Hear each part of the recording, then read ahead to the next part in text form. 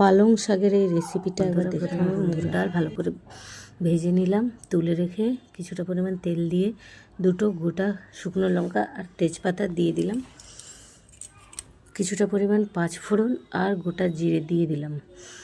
কেটে রাখা সবজিগুলো দিয়ে ভালো করে ভেজে নেব। এতে আছে কুমড়ো, আলু, বেগুন, আরও কিছু সবজি থাকলে দিতে পারো বন্ধুরা। পরিমাণ মতো নুন দিয়ে দেব। ভালো করে ভেজে নেব হলুদ দিয়ে।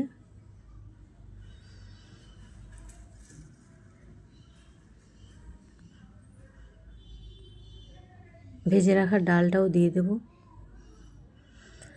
একটু নাড়াচাড়া করে কেটে ধুয়ে রাখা পালং শাকগুলো দিয়ে দেব।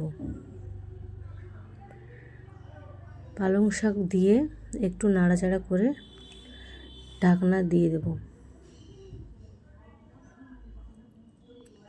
5 মিনিট পরে এই দেখো বন্ধুরা, অনেকটা জল উঠে গেছে।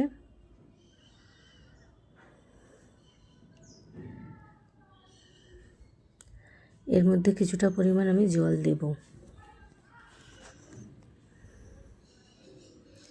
পরিমাণ মতো জল দিয়ে আবারও ঢেকে দেব। 10 মিনিট মতো ঢেকে দিলাম। এই আমার প্রায় হয়ে গেছে। একটু নাড়াচাড়া করে পরিবেশন করব। এটা কিন্তু খেতে খুবই অসাধারণ হয়। শীতকালের সবজি, রুটি ভাত যে যা দিয়ে খেতে পারো। দেখা হচ্ছে পরের ভিডিওতে। ততক্ষণে সবাই ভালো থাকবে। টাটা।